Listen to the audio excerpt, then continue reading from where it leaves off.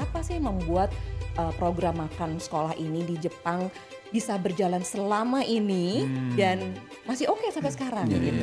Dan berkembang malah. Pasca Perang Dunia Kedua, Jepang dibom itu, baru mereka jalan tuh menekan gizi. Dan dampaknya sekarang kan kelihatan.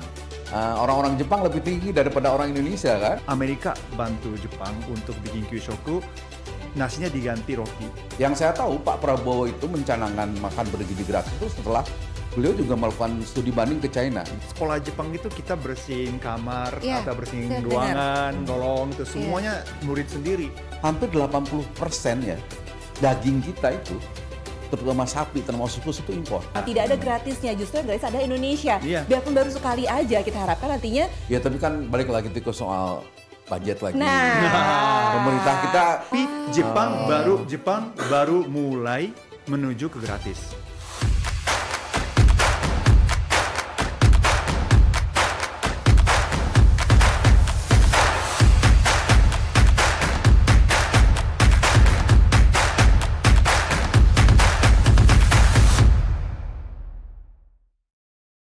hai semuanya, selamat datang di Gemes. Nah, podcast Gemes, podcast Generasi Emas, Generasi Sehat, persembahan Direktorat Promosi dan Edukasi Gizi, Deputi Bidang Promosi dan Kerjasama Badan Gizi Nasional bersama saya Permatasari Harhab. Dan kali ini kita akan mengangkat tema yang akan kami perbincangkan dengan narasumber yang spesial pastinya.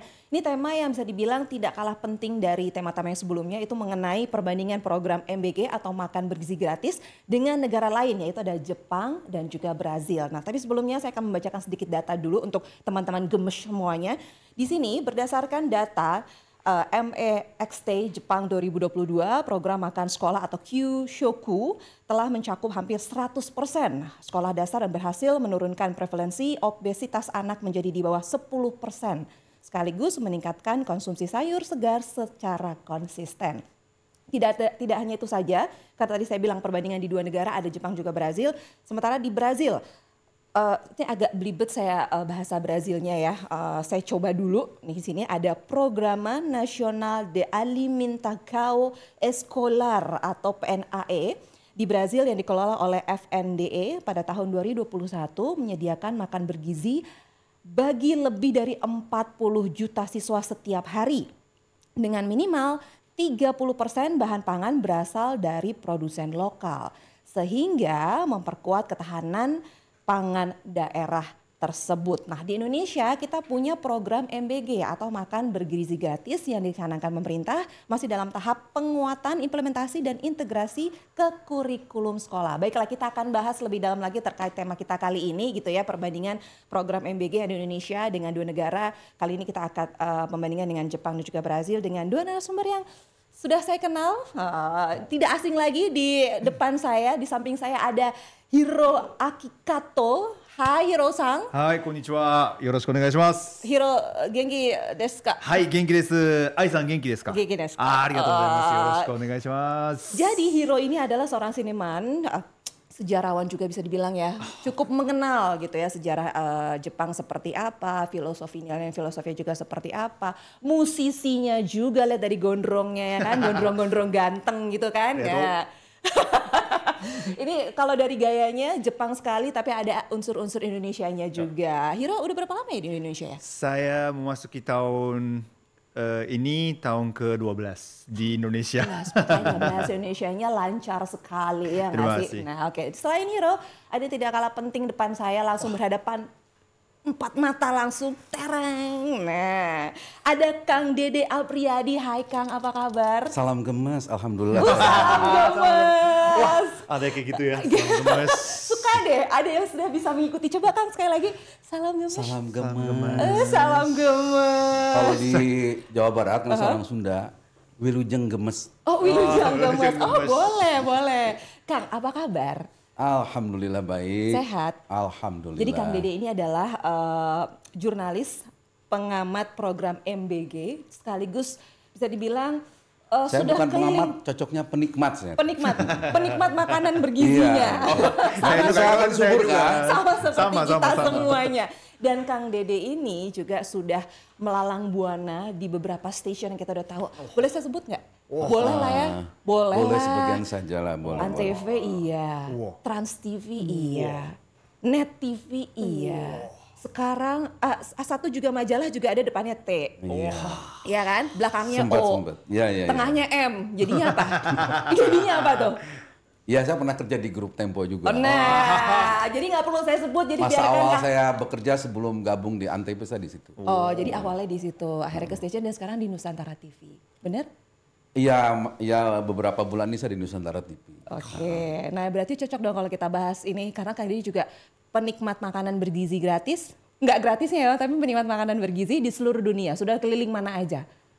Alhamdulillah sih kalau ngomong jalan-jalan ya, karena hobi saya jalan-jalan di samping makan. Jalan-jalan itu buat cari makan. Oke. Ya saya udah ke negaranya beliau beberapa kali, bukan sendiri, bawa keluarga, bawa cucu malah. Amerika Selatan, Utara, Afrika, Eropa gitu. China juga yang punya program makan bergizi gratis ya, yang sukses. Saya pernah main ke sana, tapi tidak untuk ya lihat mengamati kehidupan mereka di sana gitu kan. Berarti cocok kalau kita bahas di sini ya, kira-kira akan perbandingan seperti apa. Tapi sebelumnya kita akan bahas dulu sama Hiro Sang dulu gitu ya, Kang Dede. Kalau kita bahas tadi kan di awal saya udah kasih tahu bahwa memang di Jepang program makan sekolah itu atau Kyushoku ini sudah berjalan cukup lama, sangat lama, bahkan sudah berjalan 70 tahun. Iya, benar ya? Sih, ya. 70 tahun lebih dan bahkan ini sudah 100% mencakup sekolah dasar dan bahkan bisa menurunkan tingkat obesitas dan meningkatkan juga anak-anak suka dengan makan sayur dan buah. Nah, menurut Hiro Sang gitu ya, apa sih yang membuat program makan sekolah ini di Jepang bisa berjalan selama ini dan masih oke sampai sekarang gitu dan berkembang malah. Iya, jadi ya memang sistem Kyushoku ini sangat-sangat lama, bahkan mulai dari 1889 kalau nggak salah di salah satu prefektur namanya Yamagata Ken. Nah mulai dari situ mulai menyebar luas ke seluruh Jepang. Tapi waktu perang karena kekurangan makanan dan segala macam dihentikan dulu sistem Kyushokunya. Tapi setelah Perang Dunia Kedua mulai 1945 atau 46 itu baru mulai lagi sistem Kyushokunya, tapi dibantu oleh US waktu itu. Karena bahan-bahannya udah hampir nggak ada di Jepang. Jadi Kyushoku awalnya, yang paling awal yang 1800-an tuh masih onigiri tahu? Ya nasi onigiri, nasi kepal ya. Sama ikan bakar dan juga acar. Itu satu set Kyushokunya dulu. Itu pertama kali ada Kyushoku itu. Tapi setelah Amerika bantu Jepang untuk bikin Kyushoku, nasinya diganti roti. Oh, ya, ada unsur baratnya. Unsur baratnya. Jadi kita Kyushokunya ibaratnya roti. Tapi setelah itu mulai bisa pakai bahan-bahan Jepang lagi, kembali lagi ke beras. Dan waktu saya kecil, tentu saja SD, SMP kan ada Kyushoku. Oh berarti bisa dikatakan Hiro Sang ini adalah penerima manfaat dari program makanan sekolah juga ya pada zaman dulu ya? Semua anak sih, semua anak. Karena hampir 100% ya Kyushoku itu di Jepang. Jadi setiap sekolah SD, SMP pasti kita makan Kyushoku. Nah Kyushoku kan disiapin dari sekolah gitu ya. Dan Kyushoku bentuk sekarang itu sistemnya satu set nasi putih, sup satu, sama lauk utama satu. Lauk samping 2. Oh jadi kayak bentuk bento gitu ya? Ya, satu set itu seperti itu. Jadi setiap hari ada yang menu seperti itu.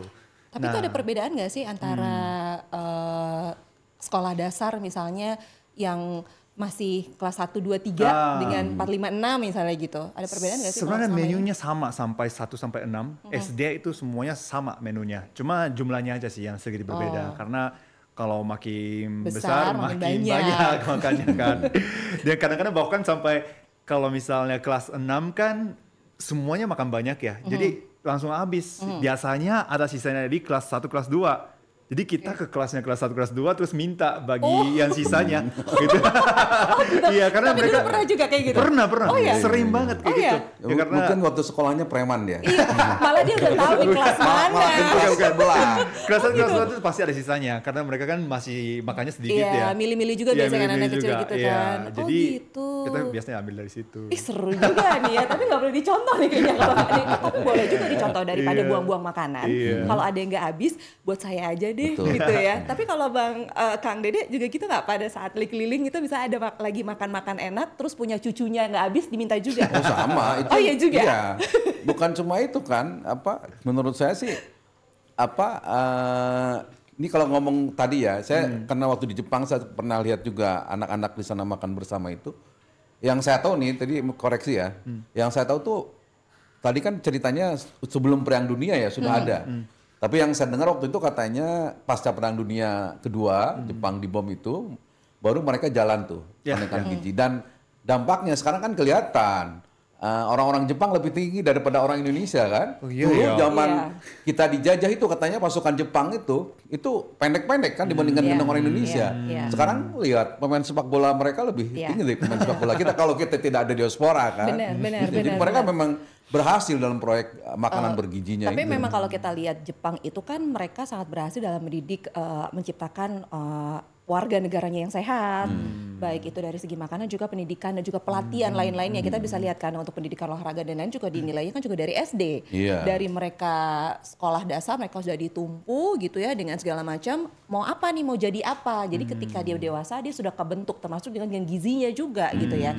Jadi gizinya juga sampai tahun 2025 ini juga masih terkendali semuanya untuk menyehatkan warga dari negara Jepang itu ya, Hiro ya. Oke, kalau di Jepang kita udah bahas tadi sedikit gitu ya, program makan sekolah itu sudah berlangsung 70 tahun lamanya dan sudah mencakup 100% sekolah dasar gitu, dan bahkan sudah banyaklah efeknya yang dirasakan oleh warga Jepang. Nah, tapi di Brazil juga ada nih melalui program PNAE yang pemerintah mewajibkan minimal 30% bahan pangan berasal dari produsen lokal. Nah, menurut Kang Dede dan juga Hiro-san gitu ya, apakah kebijakan ini penting untuk diterapkan di Indonesia karena mengingat gitu ya banyak sekolah yang berada di sumber pangan tapi bergantung dengan impor atau dengan kemasan-kemasan yang sudah jadi. Nah, kira-kira penting nggak sih kalau ya udah yang lokal-lokal aja nih yang ada di sini gitu. Setuju tuh Ai. Jadi gini, kebetulan saya di Kadin itu jadi ketua komite tetap bidang kerjasama dan media, khususnya di wakil ketua umum bidang pangan peternakan. Jadi kita di situ tuh sangat mendukung adanya makan bergizi gratis ini. Kenapa? Di luar soal tadi mensejahterakan anak-anak kita gitu ya, gizinya menjadi lebih bagus. Buat para petani lokal, peternak lokal itu juga akan meningkatkan ekonomi. Iya, ekonomi pasti. Dan menurut saya ini efeknya juga akan makin bagus gitu. Nah, saya ingin balik tadi, harus memang begitu. Jadi setiap MBG di satu tempat tidak harus misalnya tadi kan diceritakan di Jepang misalnya tidak harus nasi. Mungkin di beberapa provinsi kita kan ada kekhasannya negara kita itu. Tidak harus selalu nasi, mungkin yang lainnya ada sagu dan sebagainya gitu kan.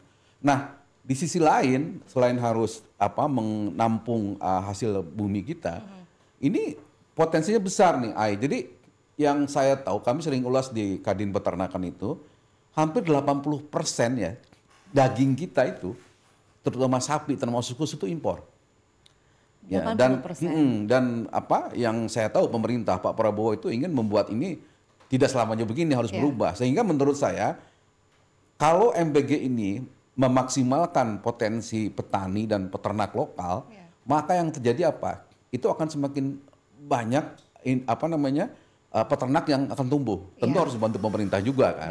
Karena itu mudah-mudahan ke depan MBG semakin bagus, kemudian petani lokal, peternak lokal dipakai dan kita bisa mengubah posisi tadi. Jadi kita jangan jadi pengimpor. Mungkin masih pengimpor ya, tapi tidak sebanyak itu. Kalau 80% kita impor kan. Mungkin ada waktunya dari 80 kita turun jadi 60 atau 50 gitu ya. Betul, tidak langsung gitu, tapi setidaknya ada perubahan dari situ gitu. Tapi kalau dari Jepang sendiri gitu, apakah memang menggunakan produsen lokal atau masih ada dari luar juga? Sebenarnya kalau di Jepang itu nggak ada aturan atau nggak ada undang-undang harus pakai bahan lokal ya. Kalau Brazil kan udah ditetapkan angkanya ya, tapi kalau di Jepang nggak ada. Tapi pemerintah selalu bilang tolong usahakan semaksimal mungkin untuk pakai bahan lokal. Dan emang banyak sekolah di Jepang itu kerja sama petani-petani lokal dan mereka beli dari situ langsung gitu ya. Kalau terutama kota Tokyo kan tidak begitu banyak ya panen-panennya. Jadi pasti beli dari prefektur lain. Kalau nggak ada dari luar tuh masih ada impornya masih juga. Ada. Masih. Tapi kalau menurut Kang Dede, Indonesia sepatutnya adalah menerapkan kebijakan ini gitu ya. Iya. Ya, kan? Saya kira kan sekarang kita beras sudah swasembada. Jagung juga demikian menyusulkan. Mungkin tadi PR-nya di sektor peternakan tadi, daging kita, susu kita kan katanya 4 sehat 5 sempurna. Nah, kita kan memang masih MBG kita kan ya karena katanya budgetnya cuma 10.000 kan belum sampai ke level itulah ya gitu. Mungkin harus ditingkatkan tahun-tahun mendatang. Tapi dengan cara begitu menurut saya masa anaknya makin cerdas, orang tuanya juga usahanya makin maju dan petani lokal yang selama ini mungkin bilang dipinggirkan mungkin bisa hidup lebih baik gitu kan. Bisa bergabung karena saya kebetulan bapak saya juga petani gitu kan. Kami merasakan banget itu kondisi saya tinggal di Cipanas di Cianjur gitu. Kondisinya itu seperti itu. Nah, dengan ada ini kelihatan kok ada banyak proyek ini membuat para petani jadi lebih berkembang, lebih maju belum setinggi itu harapannya, tapi sudah mulai mereka dilibatkan. Gitu. Ya ini kan masih baru, kita mengharapkan kan tahun-tahun ke depannya itu akan lebih baik dari sekarang. Namanya baru kan masih mencoba-coba kira-kira yang cocok yang seperti apa, tapi setidaknya sudah ada lah formulasinya seperti apa gitu ya. Artinya harusnya itu semakin lama semakin baik dan semakin mesejahterakan masyarakat. Nah itu yang kita harapkan. Anak-anak dan juga orang tuanya yang sebagian besar petani misalnya. Iya, keluarga semuanya sejahtera, anaknya cerdas, orang tuanya juga oke gitu ya. Tapi Kang Dede ini kan memang seringkali keluar negeri, ya kan, jalan-jalan. Tadi kan bilang sendiri, kalau sering banget kan jalan-jalan sama anak cucunya, keliling dunia, ya kan, healing cantik, keliling dikit-dikit gitu. Nah, negara mana yang belum pernah dicoba?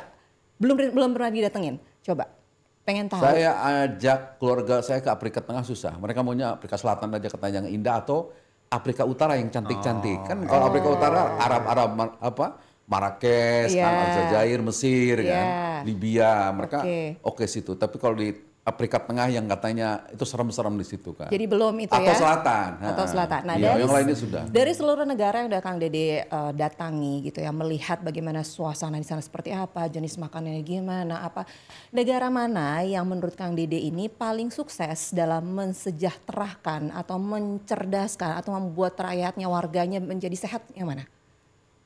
Yang pertama paling terlihat. saya harus ini ya, jujur ya. Saya pernah ke Brasil tapi saya tidak mengamati soal itu karena waktu itu saya ke Brasil itu dalam rangka ikut kunjungan pembelian pesawat tempur kita dari Brasil waktu diajak sama Kemenhan. Jadi saya tidak banyak paham soal MBG di sana.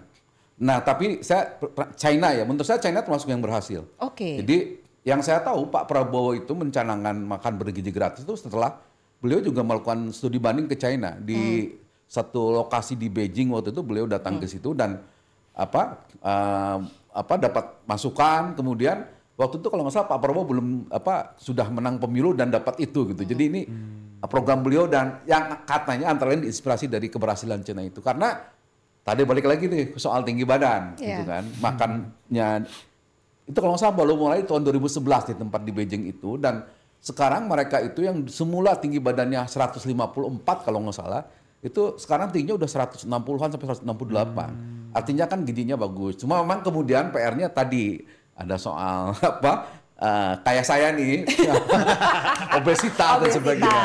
Itu PR kemudian. Menurut saya China termasuk yang berhasil. Nah, di luar itu kebetulan kemarin 3 bulan lalu saya ke Skandinavia. Saya jalan ke Finland, Sweden, Norway, kemudian terakhir di Denmark, selain ke Iceland ya. Nah, saya lihat negara itu juga sukses. Saya tahu di situ itu kan katanya negara yang paling bahagia. Jepang kalah loh, apalagi Indonesia. Benar, itu negara yang paling bahagia dan paling kecil angka korupsinya.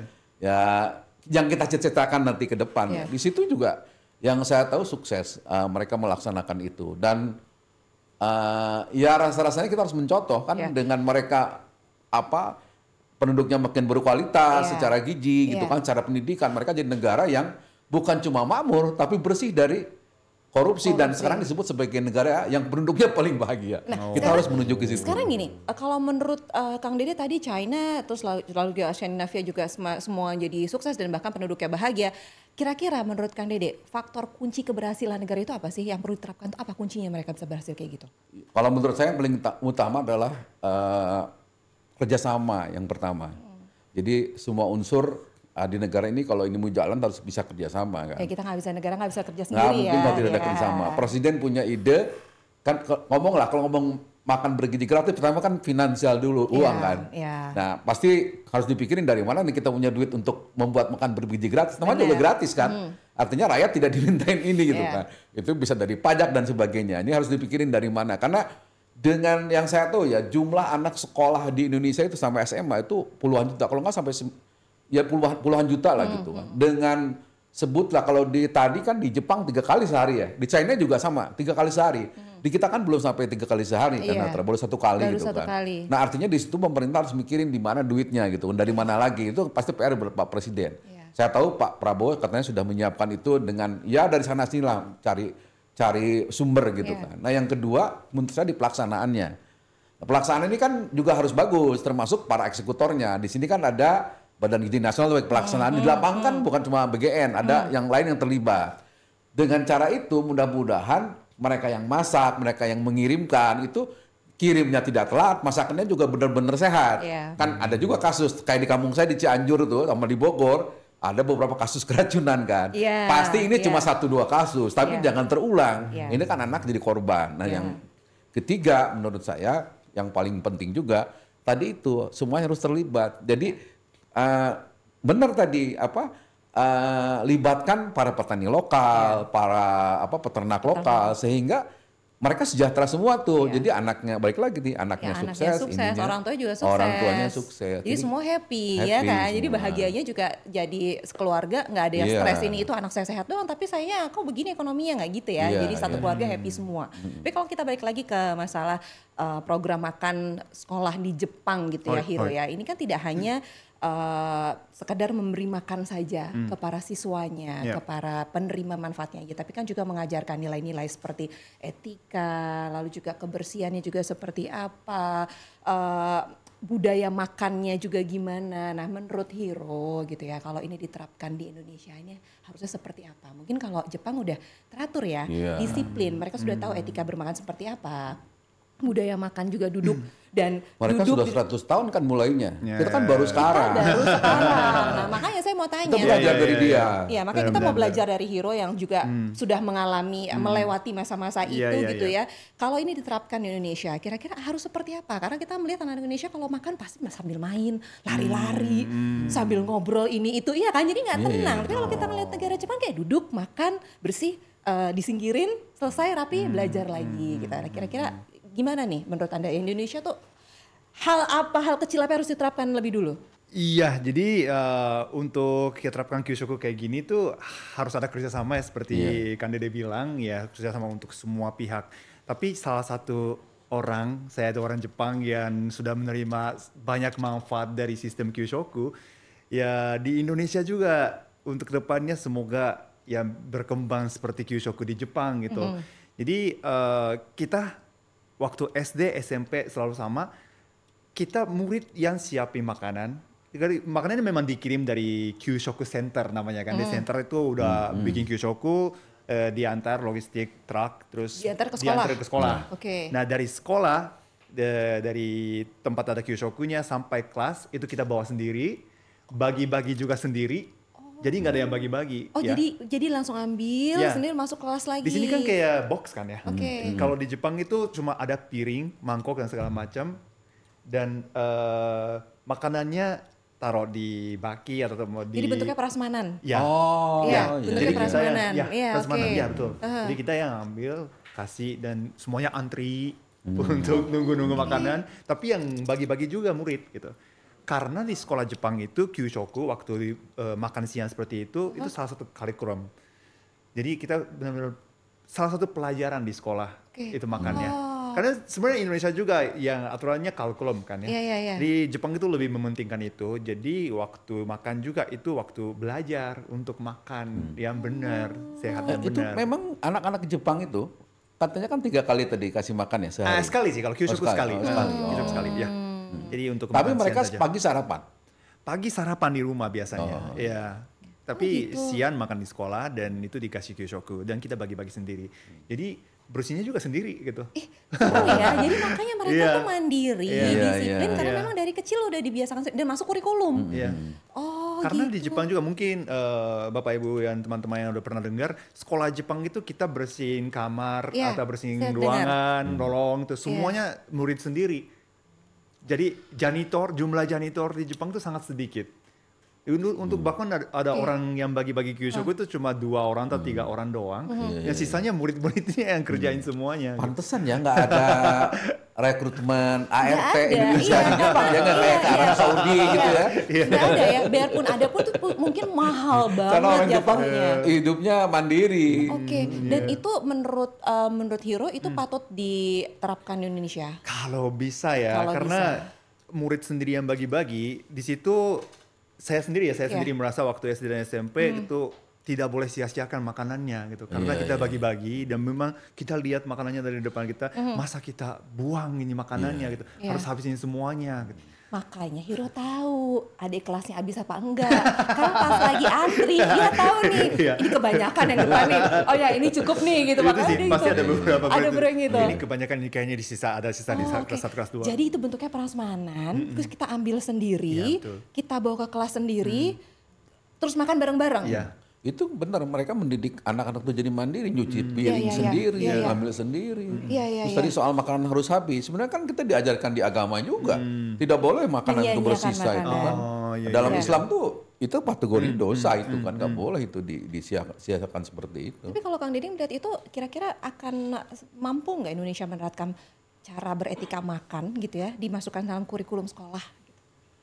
Ya menurut saya sih, Mungkin gini, kalau kita ngomong ini mungkin akan berdampak, kita anggapnya sepele, tapi mungkin dampaknya akan besar ke depannya gitu loh kan. iya, menurut saya sih memang itu dari rumah ya harus dimulai, dari rumah dimulai, di sekolah juga dididik seperti itu, diterapkan seperti itu. Karena kalau anak-anak dididik seperti itu, ya saya salut nih bisa pantasan anak-anak Jepang mandiri seperti itu gitu kan. Anak-anak kita kan mungkin padahal agama kita, mau agama pun di Indonesia kan banyak agama ya, itu mengajarkan kemandirian, mengajarkan kebersihan gitu kan, mengajarkan tadi tidak boleh menyia-nyiakan makanan, semuanya begitu. Jadi menurut saya harusnya kita tuh lebih kayak dari sisi pemahaman agama kan. Yang lemah dari kita apa? Praktek. Kita tuh jago kadang Kita tiap bisa hari ngomong kayak saya nih, kata Quran begini, kayak ustaz lah kayak gitu kan. Mungkin prakteknya saya tidak seperti itu. Bisa jadi begitu. Kelemahannya gitu kan. seperti itu. Gitu. Balik lagi kalau misalnya kita bicara keberhasilan program makan di sekolah itu, tadi juga Kang Dede bilang itu tidak bisa hanya negara saja gitu, tapi kan juga butuh bantuan kerjasama antara orang tua dan juga murid juga semuanya kerjasama gitu. Kalau kita dari sudut pandang budaya antara Indonesia dan Jepang dan juga Brazil atau negara lain gitu ya yang Kang Dede sudah lihat. Apa perbedaan dukungan komunitas di sekolah di Indonesia dengan negara-negara itu? Ada nggak perbedaannya? Dengan berunsur budaya lah kira-kira. Kalau di Jepang itu untuk kyushoku ini ya, untuk makan siang ini orang tua juga sangat terlibat. Artinya adalah ada nih untuk kyushoku orang tuanya bisa ikut ke testing makanan. Oh dicoba juga? Iya dicoba juga bisa. Oh. Jadi untuk biasanya bikin menu 1 bulan tuh langsung keluar. Jadi kalau misalnya ini kalau Agustus, bulan Juli itu kita udah tahu Agustus bakal ada apa setiap hari kyushokunya. Menu kyushokunya kita udah tahu dari 1 bulan sebelumnya. Tapi bulan-bulan sebelumnya yang kelompok orang tua itu bisa juga testing kyushoku apakah enak atau tidak atau bergizi atau enggak gitu. Jadi di situ orang tua juga kayak terlibat ke dalam sistemnya gitu. Bukan orang tuanya langsung titip ke sekolahnya terima aja gitu enggak. Kalau orang tua juga bisa kasih saran, lebih baiknya ada ini itu gitu. Kadang-kadang petani juga ikut untuk testingnya juga gitu. Ya karena mereka yang mereka yang ngasih bahannya, supply kan. Jadi mereka bisa lihat langsung juga makanannya. Oh, diolah seperti ini, dimasak seperti ini. Patut dicontoh sih ya. Jadi memang keterlibatan banyak pihak Jadi yang buat semuanya oke. komunitas itu semuanya terlibat untuk sistem kyushoku gitu. Oh, sebenarnya Indonesia bisa loh Kang. Oh, bisa. Tapi mungkin ada bedanya. Nah, Jepang itu kan negara maju ya, negara sudah makmur. Artinya pertanyaan saya nih, kita kan maaf ya, kita kan belum sehebat Jepang, masih kita menuju ke sana gitu. Mudah-mudahan bisa menyusul Jepang atau menyamai setidaknya. Pertanyaan saya kan, kalau di Jepang itu yang terima makanan bergizi gratis itu termasuk anak-anak orang kaya ya? Semuanya 100%. Iya. Jadi emang awal mula di Jepang ada sistem Kyoshoku karena bisa dibilang menutupi anak-anak yang kurang mampu. Ya. Oke. Biar nggak kelihatan dan nggak dibully. Nah, itu bagus. Jadi kan terkadang di kita itu suka ada, yang sekolah ini aja yang dapat ini, yang ini mampu tidak, dianggap sudah mampu. Sebenarnya kalau saya setuju juga seperti ini gitu ya, Kang. Kalau saya rata aja semuanya. Itu untuk supaya tidak ada ketimpangan dan membedakan nih lauknya ini begini-begini gitu lah, Kang. Iya kan? Ya, tapi kan balik lagi ke soal budget lagi. Nah, pemerintah kita pasti saya menuju ke sana bisa berpikir keras gitu kan untuk dapat budget sebanyak itu kan sekarang juga prakteknya kan belum semua dapat. Artinya belum seluruh Indonesia, bahkan beberapa daerah itu hanya beberapa sekolah kan. Kan menuju ke situ tapi pasti kita yakin. Tapi kalau saya nih sebagai orang tua kalau boleh kasih saran ke pemerintah, ke Badan Gizi Nasional, ya prioritaskan aja tuh anak-anak yang ya masih penerimanya menangkap. Bukan sekolah-sekolah elit kayak ya kita tahu lah sekolah-sekolah elit di Indonesia itu apa aja gitu kan. Mungkin itu tidak perlu dibantu di situ karena mereka sudah rata-rata sudah mampu. Dan sekarang kan juga ada sekolah rakyat kan. Nah ini saya kira ini program yang juga sinergi dengan seperti ini, artinya mencoba mengangkat orang-orang kecil, miskin gitu dari keluarga itu anak-anaknya gitu untuk maju gitu. Gizinya bagus, pendidikannya oke. Tapi gitu. Kang Deddy perlu nggak ada kebijakan untuk itulah nantinya ke depannya itu untuk semuanya dapat 100% semua dapat, karena kan gimana caranya kita tahu kan kalau misalnya kita mau 100% semua dapat itu pasti biayanya tinggi, logistiknya juga gimana. Ada nggak kira-kira menurut Kang Deddy, pandangan Kang Deddy gitu ya, ini kira-kira kalau kita mau ngadopsi ini sebaiknya begini deh tanpa harus mengeluarkan biaya yang tinggi gitu misalnya. Lagi-lagi pangan lagi saya balik lagi kan pasti ke budget ya, ke anggaran kan. Sekarang aja kan tadi kan pemerintah kan baru mampu di 10.000 kan kalau nggak salah ya. Kan 10.000 ya orang ada yang menyindir di warteg aja dapat apa gitu kan. Terus yang kedua menurut saya kan balik lagi tadi kan pemerintah kan kalau semuanya menurut saya pasti sangat berat gitu kan. Jadi kan pemerintah punya pekerjaan lain juga di luar itu yang harus dibiayai besar gitu kan. Jadi kalau saya sih berpandangan prioritaskan aja yang memang skalanya prioritas gitu kan. Belum harus ke semua seperti di Jepang gitu kan. Karena ya itu tadi Jepang kan sudah memulai 100 tahun yang lalu gitu kan. Nah, kita baru mulai sekarang. Boleh tambahin untuk sistem Jepang? Boleh. Jadi untuk sistem Jepang Kyushoku itu 100% yang bilangnya, tapi itu untuk sekolah negeri. Kalau sekolah swasta bisa milih. Bisa milih makanannya mau apa? Karena rata-rata sekolah swasta kan kayak orang kaya karena biayanya juga mahal. Jadi kalau mereka itu ada beberapa sekolah yang nggak pakai sistem Kyushoku juga, mereka bawa sendiri atau ada bahkan sampai ada yang punya kantin sendiri. Di situ bisa beli langsung. Tapi kalau untuk sekolah negeri ya 100% itu Kyushoku. Ya, di Indonesia kan sekolah-sekolah yang full day school itu rata-rata juga mereka kan dari pagi sekolah sampai sore jam 4 gitu kan. Siang ada makan siang tapi mereka bayar. Masuk ke bagian dari SPP. Swasta ya banyak yang gitu. Nah, untuk biaya, nah ini salah satu yang saya merasa hebat dari Indonesia itu mau kasih makanan dengan gratis. Sebenarnya sistem Kyushoku itu kita tetap bayar. Tetap bayar. Orang tuanya bayar 1 bulan 5.000 yen sampai 7.000 yen. Itu artinya adalah 1 bulan 500.000 sampai 700.000. Bayarnya ke sekolah? Sekolah. Itu untuk semuanya? Kyushoku. Ya, untuk semuanya. Artinya di sana itu ya, jadi bukan gratis. Makan bergizi itu dikelola oleh sekolahnya sendiri ya? Iya, tapi Jepang baru mulai menuju ke gratis. Makanya sekarang namanya program sama Indonesia. Makanya jadi gratis. Makanya saya salut sama Indonesia dari awal mulai mau gratis. Dia betah di sini cari makanan gratis, jangan-jangan. Karena zaman dulu orang tuanya harus bayar. Begitu. 500.000 sampai 200.000 itu ke sekolah. Makanya namanya program makan di sekolah, program makan sekolah di Jepang. Tidak ada gratisnya, justru yang gratis ada Indonesia. Biarpun baru sekali aja, kita harapkan nantinya bisa berjalan dengan jangka panjang dan juga bisa sampai sore kali 3 kali makan bisa kali ya Kang ya nanti ya. Tapi ya saya salutnya di situ. Pemerintah Indonesia itu mau mulai awal dari gratis, itu semua tindakannya sangat hebat menurut saya. Oke, ini kita jadi baru tahu nih ya kalau ternyata Jadi masih saya hebat kita. Makin bangga seperti negara Indonesia. Apalagi di belakang ada 80 tahun Indonesia. Betul. Oke, Ternyata Jepang kalah sama kita, sama kan berhenti gratis. Baru sekarang nih boleh kita bola kalah tapi MBG kita menang. Iya, benar.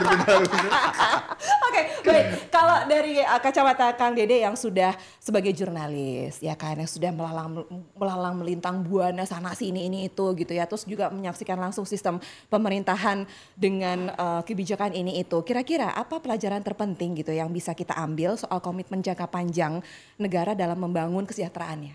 Menurut Kang Dede. Ini kalau ngomong MBG sebenarnya negara tetangga kita tuh Singapura, Malaysia juga mempraktekkan hal yang sama. Jadi mereka sudah lama juga melakukan itu. Jadi memang bukan hal yang baru ya.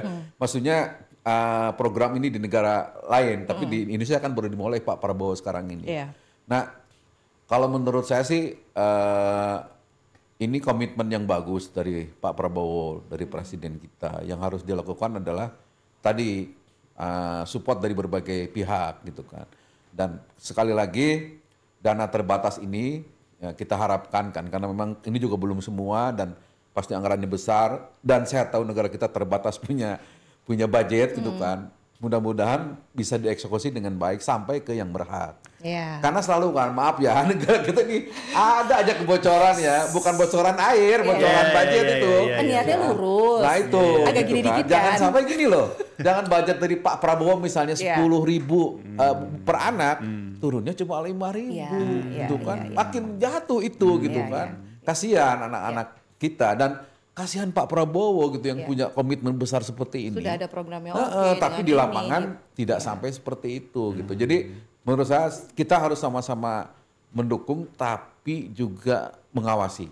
Benar, karena Indonesia tuh selalu ada kebocoran gitu kan. Jangankan yang namanya makan gratis, haji aja bisa bocor. Orang ibadah aja dibocorin kan. Aduh. Ya ini memang negara kita ya, plus minusnya. Nggak apa ada orang Jepang di sini ya. Tapi kan kita tetap menang. Gitu. Jepang juga ada kok korupsi, ada kok Jepang juga. Kan, itulah. Jadi kan kita selalu kita dukung program ini program yang bagus.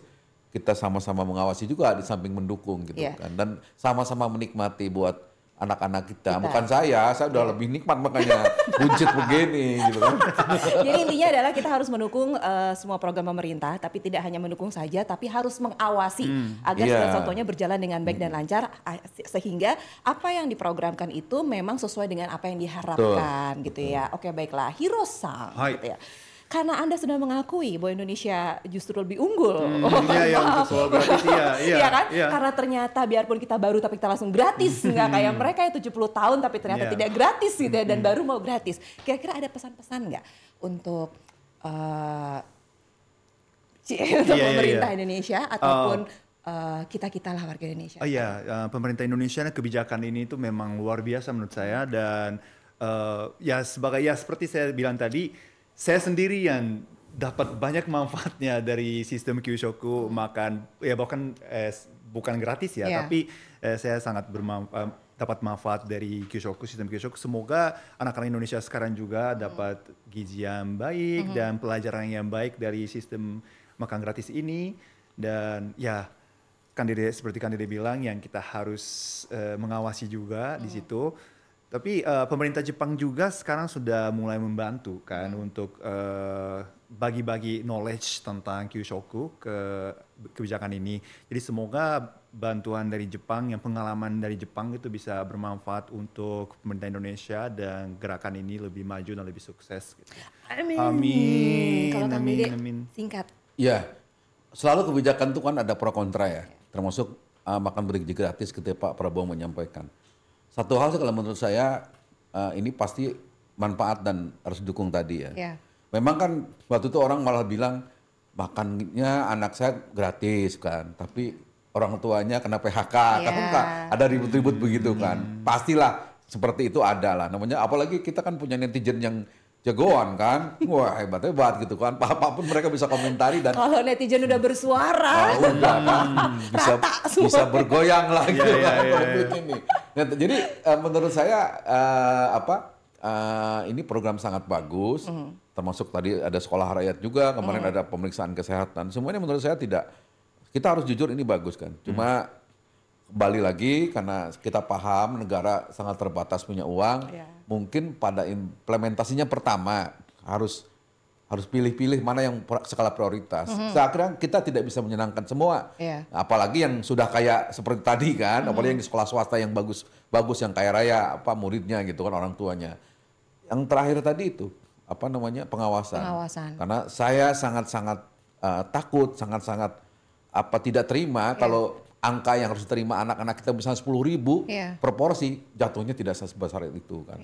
Jadi ya bukan mubazir ya, ya target Pak Prabowo yang kasih nggak sampai ke anak-anak kita yang kita kan inginnya tadi 2045 tuh katanya Indonesia emas gitu kan. Jadi kita yakin kalau ini berjalan tidak ada korupsi semuanya, Indonesia emas itu pasti akan kita capai. Asal jangan sampai terjadi ada bilang katanya netizen Indonesia cemas kan.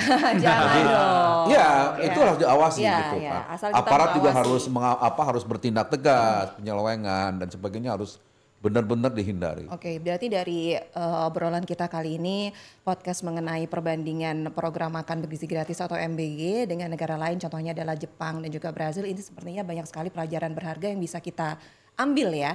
Banyak sekali ilmu yang kita bisa ambil dan juga tadi kita juga bisa mengatakan bahwa keberhasilan segala sesuatu program ini tidak hanya tugas pemerintah saja, tapi juga ini harus perlu dukungan dari sekitarnya gitu, entah pihak swasta atau apapun, bahkan juga orang tuanya juga, muridnya juga, petani-petani semua mendukung gitu ya. Itu dan tidak hanya soal dana saja gitu ya, tapi ada juga sisi-sisi lain harus didukung sampai akhirnya program ini berjalan dengan baik asal kita awasi gitu ya. Setuju.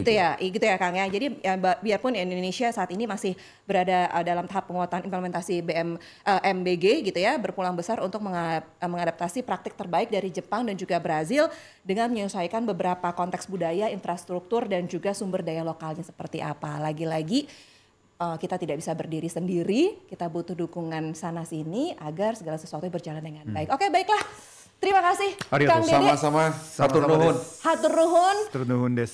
Arigatou gozaimasu. Arigatou gozaimasu. Hiro-san, terima kasih sudah hadir di podcast. Saya tuh bahasa Jepang tahunya itu arigato sama satu lagi itu. Okane apa okane? Okane. Uang. Saya mau nyanyi loh itu barusan. Saya mau nyanyi loh ya ampun. Oke, baiklah, terima kasih teman-teman Gemes semuanya. Terima kasih sudah menyaksikan podcast Gemes Generasi Emas Generasi Sehat, persembahan dari Direktorat Promosi dan Edukasi Gizi, Deputi Bidang Promosi dan Kerjasama Badan Gizi Nasional. Ikuti terus program podcast Gemes tentunya hanya di YouTube channel Gemes dan media sosial kami. Saya Permata Sari Hara pamit, sampai jumpa. Dah. Salam Gemes.